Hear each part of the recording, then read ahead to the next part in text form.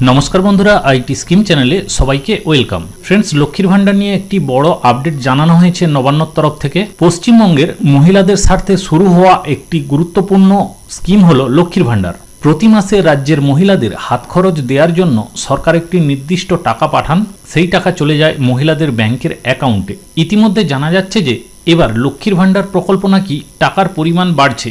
1000 কিংবা 1200 টাকা নয়, আবেদনকারীরা প্রতি মাসে 1500 ও 2000 টাকা করে পাবেন। তো এই সম্পর্কিত বিস্তারিত আপডেটে কি জানানো হয়েছে দেখুন। তার আগে চ্যানেলে নতুন এসে থাকলে অবশ্যই চ্যানেলটি সাবস্ক্রাইব করে পাশে বেল নোটিফিকেশনটি অন করে সাথে থাকবেন। তো দেখুন বিস্তারিত আপডেটে কি জানানো হয়েছে। পশ্চিমবঙ্গ সরকার কর্তৃক চালু হওয়া লক্ষ্মীর ভান্ডার প্রকল্পের সূচনা থেকে এখনো পর্যন্ত প্রচুর মানুষ উপকৃত হয়েছেন। মহিলারা এই প্রকল্পের দ্বারা অনেকেই নতুন করে কর্মসংস্থান শুরু করেছেন, তো অনেকে সংসারে ব্যবহার করেছেন। বহু মহিলা নতুন কিছু শিখছেন।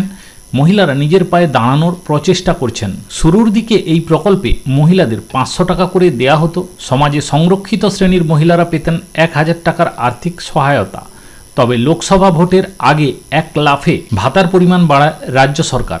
দ্বিগুণ করে দেয়া হয় লক্ষ্মীর ভান্ডার প্রকল্পের অর্থ, যার ফলে মহিলারা বর্তমানে 1000 টাকা ও 1200 টাকা করে প্রতি মাসে সাহায্য পাচ্ছেন। তো চলতি বছরের জুলাই মাস নাগাদ মুখ্যমন্ত্রী মমতা বন্দ্যোপাধ্যায় এই প্রকল্প নিয়ে বলেন, আগামী ডিসেম্বর মাস থেকে লক্ষ্মীর ভান্ডারের আবেদন নিয়ে কাজ আবার শুরু করা হবে।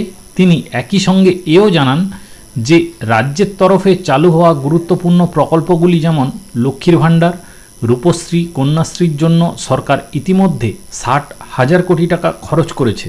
বর্তমানে বাংলার 2 কোটির অধিক মহিলা সুবিধা পাচ্ছেন লক্ষ্মীর ভান্ডার প্রকল্পের জন্য। মুখ্যমন্ত্রী মমতা ব্যানার্জি আরও বলেছিলেন, বেশ কিছু লক্ষ্মীর ভান্ডার আবেদন পড়ে আছে, অনেকেই স্কিমের টাকা এখনও পাননি, আর সেগুলি পুজোর পর সবাই পেয়ে যাবেন। ততদিন আমরা এগুলোকে রিভিউ করে দেখব এবং তারপর সবাইকে টাকা দিয়ে দেব। তো তার কথায় চলতি বছরের ডিসেম্বর মাস থেকেই রাজ্য সরকার লক্ষ্মীর ভান্ডার স্কিমের জন্য আবেদনের কাজ শুরু করবে। যা উদ্যোগ নেওয়া হচ্ছে লক্ষ্মীর ভান্ডার ছাড়াও আরও বেশ কিছু প্রকল্প, যেমন বাংলার বাড়ি প্রকল্প, বিধবা ভাতা, আরও অনেক কিছুই দেয়া হবে ডিসেম্বর থেকে। এর মধ্যে একটি সম্ভাবনা গাঢ় হচ্ছে, আর সেটি হলো লক্ষ্মীর ভান্ডার প্রকল্পে ভাতার পরিমাণ বাড়াতে পারে।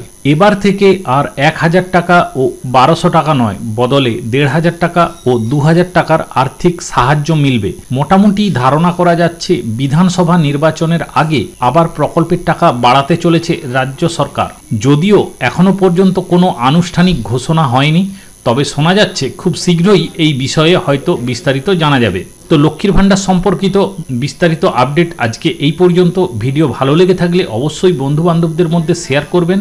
সবাই ভালো থাকবেন এবং সুস্থ থাকবেন।